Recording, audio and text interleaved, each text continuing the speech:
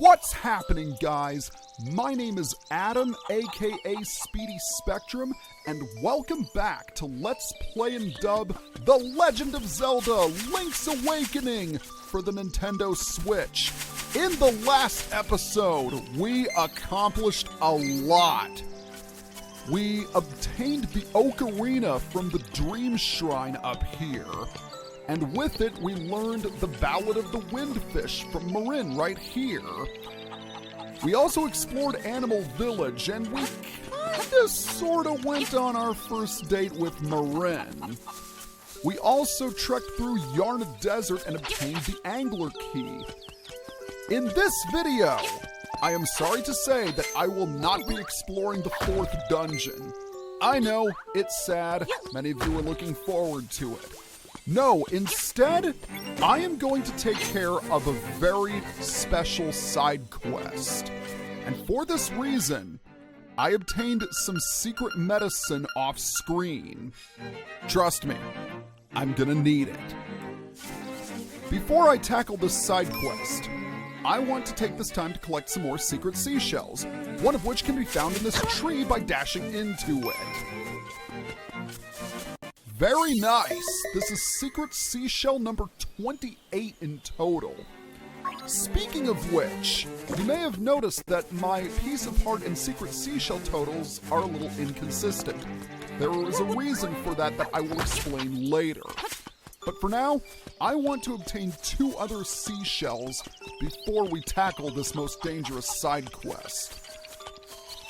I also want to apologize for the fact that some of my recent videos haven't been the best in quality because the game audio has partially overtaken my commentary. I decided to turn the game volume down in the hopes that will be fixed, but we'll see. Okay, here we are. We're going to jump across, and then we're going to dash into the tree to obtain yet another secret seashell. That is the way to do it, my friends. And thankfully, the last secret seashell we're going to obtain is close by. In fact, it is on the beach of Taranbo Shores. We need to get back to the beaten path, and we need to follow it as usual, dodging any incoming rocks that might fly our way. And right here is where the secret seashell is. No, it is not buried underground. Instead, you'll want to dash into this palm tree in order to grab it. Very nice indeed. Okay, that's it for the secret seashells. Now let's make some actual progress in the video. I know, such a foreign concept, right? Especially considering most of my recent videos have been nothing but sidetracking. The things I will do in order to collect secret seashells. Right here is the building we want to enter. If you remember, we went to this place in the very first video of the project. This is the library. Now you might be asking yourself, what book are we going to check out? Well, it's the book on the shelf. Unfortunately, since we have no way of reaching it, we will instead resolve to brute force and knock it down with a dash attack. Let's look inside. The Hidden Power of Color. Do you want to read this book? There's a new world of color under the live gravestones. Take a close look at those directions. They will show you the secret way to enter the upcoming area. If you can, write them down. That way you won't be confused later on. Try with all your might and you may open a new path. Are you worthy to receive the power of color? What's this world of color about? Maybe you should try it and see. Ooh, mysterious. We are indeed going to explore a world of color, and I'm not talking about Disney World. Anywho, we're going to head back to Ukuku Prairie because the world of color is hidden in the cemetery. And as we're making our way there, I want to address my inconsistent totals. I decided to pay a visit to Dompe off-screen. He had some more dungeon building challenges for me to undertake. And I say undertake because he's an undertaker, He's associated with dead people, you get it? It's not that funny. Anywho, as a reward for completing all of the challenges, he gives you a piece of heart as well as a secret seashell. However, you will also notice that I have a new heart container. This is because I obtained another piece of heart from the trendy game. If you have collected all of the figures and chamber stones up until this point and have cleared Key Cavern, you can win a piece of heart from the trendy game. But I just didn't want to show myself grabbing it because, well, it took about 6 tries. That's what happens when they're on the moving platform. It's not friendly. And speaking of not friendly, Geenies. Geenies are kind of annoying, and I just realized that I screwed that up. So I'm going to have to go into the witch's hut in order to make things right.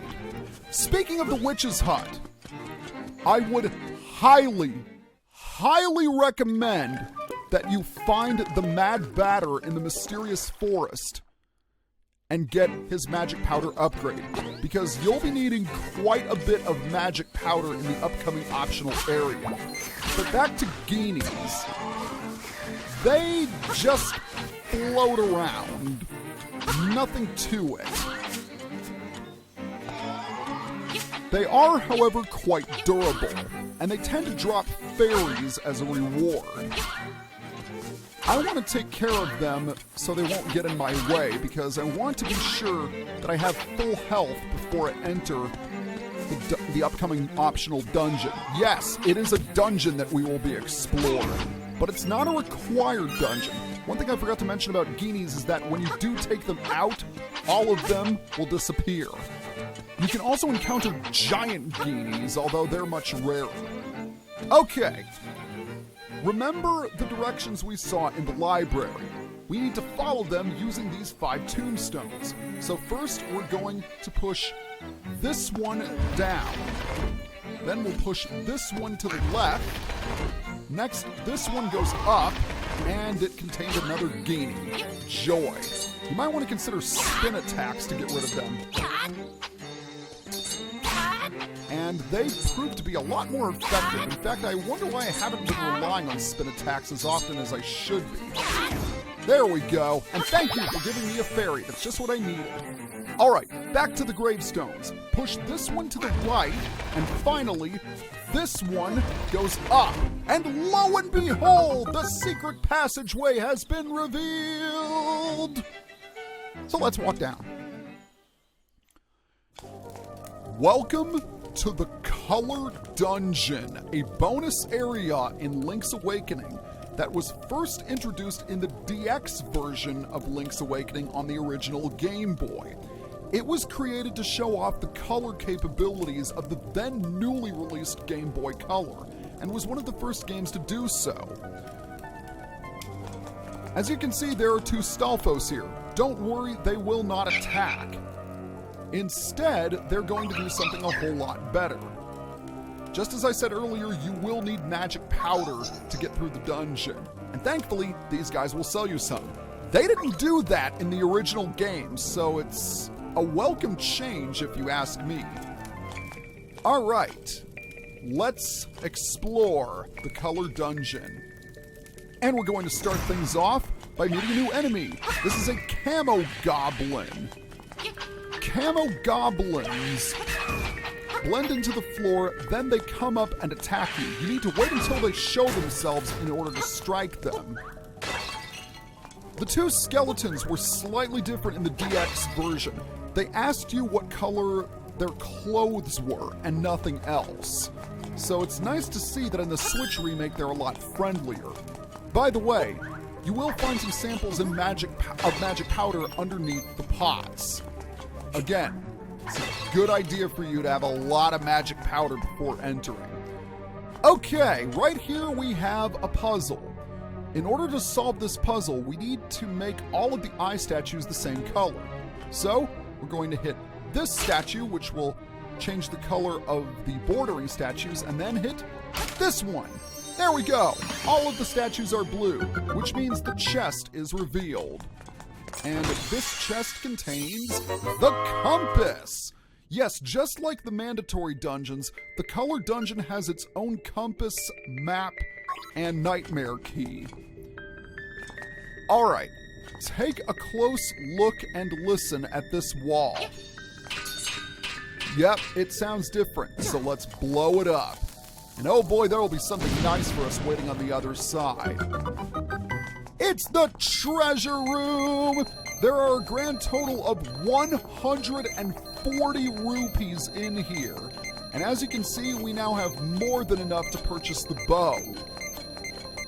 I don't think I'm going to be able to do it in this video, mind you, because, well, I primarily want to focus on the color dungeon.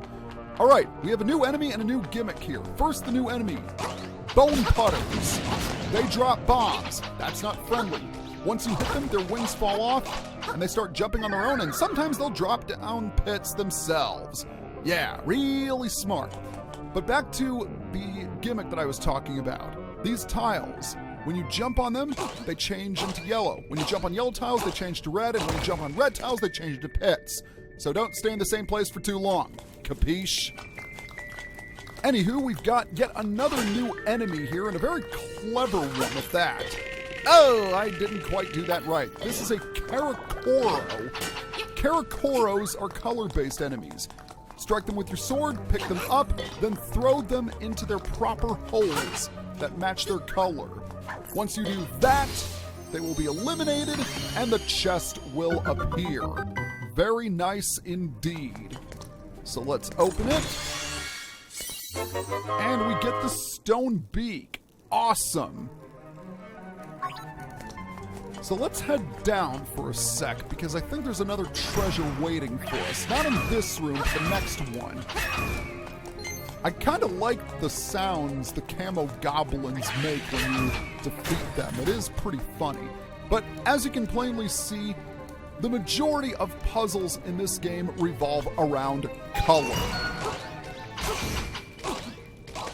Now let's see what we've got in here. This is a small key, which is good because we're gonna need a small. We'll need to unlock a door. Not that door, mind you, but we're going to unlock a different one. We're gonna head up and then up again to ignore the bone putters. And we come to yet another eye statue puzzle. By the way, let's hear what the owl statue has to say about this. Try it if you dare. Make every tile square. Pretty much the exact same thing I already said. Make all the eye statues the same color, and the treasure will appear. In this case, a key. Very nice. If this song sounds familiar, that's because it is a remix of the... it's a remix of the dungeon theme of the original Legend of Zelda. Alright. We're gonna walk in here and unlock the door. And check it out, we've got a mini-boss. I am no weakling. Your pitiful sword is no match for me. Well, so he says. But let's test that theory. You fool! Your sword won't work. Try something else. Well, maybe we should try something else. And by something else, I mean magic powder. By the way, this guy is the giant buzz blob. He can be a handful. He electrifies himself just like other buzz blobs, but unlike other buzz blobs, he can shoot lightning bolts. Now you need to use magic powder on him. And when he does that, when you do that, he'll be discharged. And he'll revert back to a Zol-like form. And what really makes this difficult is that you have to get rather close to him. And you can only hit him in the eye. If you hit him anywhere else, he won't be affected. He does not stay in that form for long. Oh, watch out for the thunderbolts. Got you. I think he takes around 6 hits or so before he goes down. Watch the direction his foot is in, because that's where he will shoot his lightning bolts. And he's also really fast. That's what makes him difficult. And I'm running out of health really quickly. Man, this guy takes a lot of hits. Maybe he takes a lot more than 6. I could be mistaken. It wouldn't be the first time. And, yeah, I need to... Oh, jeez, that's gonna hurt. There we go! At long last, he goes down. Very nice. And thankfully, he was kind enough to drop a fairy, which we will promptly pick up. But now that the giant buzz blob has been defeated, we need to move these blocks because, as the compass indicated, there is a rather important key here. After all, it's surrounded by treasures and eye statues. Yep, you probably guessed it, but this is where the nightmare key is. First the compass, then the nightmare key? This really isn't like any other dungeons. And that's because it's a lot shorter. Heading down the way we came, we need to head to the beginning of the dungeon. Not the absolute beginning, but close to the beginning. At least where the path diverted. So we're going to head down here, and we're going to unlock this door. I want to be sure to have my rocks feather and my bombs equipped. So let's open the door and encounter another mini-boss. What a greedy fool. You want more power? A buffoon like you might as well give up and go home. This is Avalanche, also known as Dekudon. You can use either bombs or the sword against him. Bombs are the safer bet, but you can slash him mercilessly with your sword. I'm not sure if you can block the boulders. Oh yes, you can! That is useful to know. You'll also want to have the rocks feather equipped because when he lands, you will be stunned. And he definitely starts getting more aggressive as you damage him. The sword will work, but bombs will work too. Oh, wow! That bomb got deflected. Thankfully, I stocked up on bombs as well. There we have it! Goodbye, Avalanche. Also, watch out for the spikes. They're annoying. I want to check the map temporarily because we do have one more chest that we must open. And we're getting close. We're getting very close. As I said before, this is an extremely short dungeon. So we're gonna jump, jump, and jump. And let's go ahead and step on this switch. Now, where do we go? I think we are heading the right way because this should be where the last treasure chest is. A lot of Zols here. Oh, I think we found it. What do we have here? Do we have the map? Yes, we do have the map. Excellent. In a strange twist, we find the map last. Usually it's one of the first items we find. Okay, right here we've got some more Karakoros. Oh, avoid the F, and that didn't work. Let's try that again. So let's pick up this one, and let's see if we can throw it in there. Yes, we can. Next we'll take care of the yellow triangle Karakoro, and there we have it. Obviously, the fewer Karakoros you have to deal with, the better. So now let's take care of you. I said, let's take care of you. Here we go.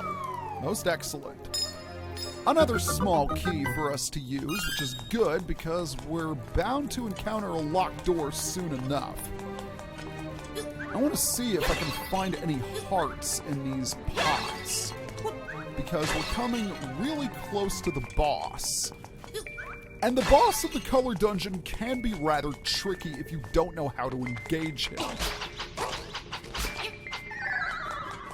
What a sad end for that little bone putter, I must say. Another eye statue puzzle, but this time we have 9 statues to deal with instead of just 4.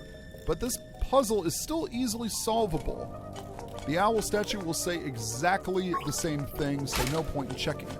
First hit this, then hit this, then hit that, and then hit this. There we have it. The way open. And of course we're met with more results. What I really want to find is a heart. Oh, but a fairy will also do nicely. Thank you very much. And with that, let's unlock the next door and meet up with the very first and only crystal switch in the color dungeon. Okay. I want to be sure to have my Rock's Feather equipped, and I do. I also have some secret medicine just in case. All right, let's go through the door.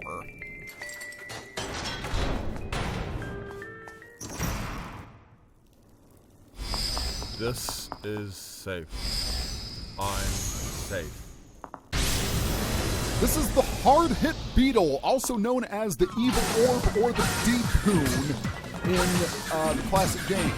Regardless of what his nomenclature is, he doesn't have a standard health bar like most bosses do. Step back. Take your time. The key to defeat him is to use the Rock's Feather and slash at him multiple times, because the more you hit him, the more his color will turn to red, and once it is all the way red, you will die. You need to jump relentlessly and slash at him with your sword. And once his color has turned to light red, he will summon those Stalfos, and then you only need to hit him a few more times in order to defeat him. However, if you take too long, he'll change back to blue, and then you'll have to start over. So you need to constantly be on the attack. There's the portal, but we don't get an instrument of the sirens for defeating this guy. Instead, we get something different. Welcome, Link. I admire you for coming this far.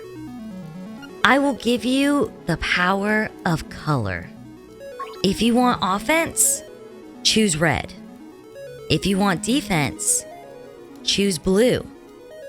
Which power do you want? Here's the deal. The red mail will double your sword's strength, whilst the blue mail will reduce damage by half. Now keep in mind, you can always come back and change tunics. But for now, I'm going to choose the blue mail, although I may switch to the red mail in the future. Yes, we're definitely going to choose the blue mail. Here we go.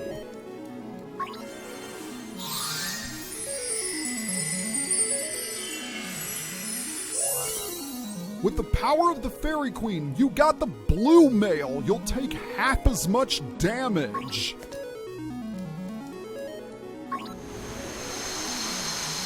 Alright, with the blue mail equipped, it essentially acts like a permanent guardian acorn. So now we'll only take half as much damage as we used to. How am I doing for time? About 23 minutes.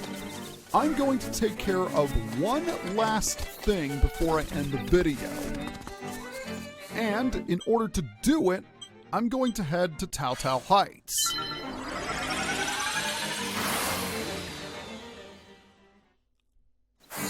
Alright, here we are. We're going to head to the left. And see that keyhole? Well, that keyhole has a fish design. And the angler key we got also has a fish design. So let's unlock it.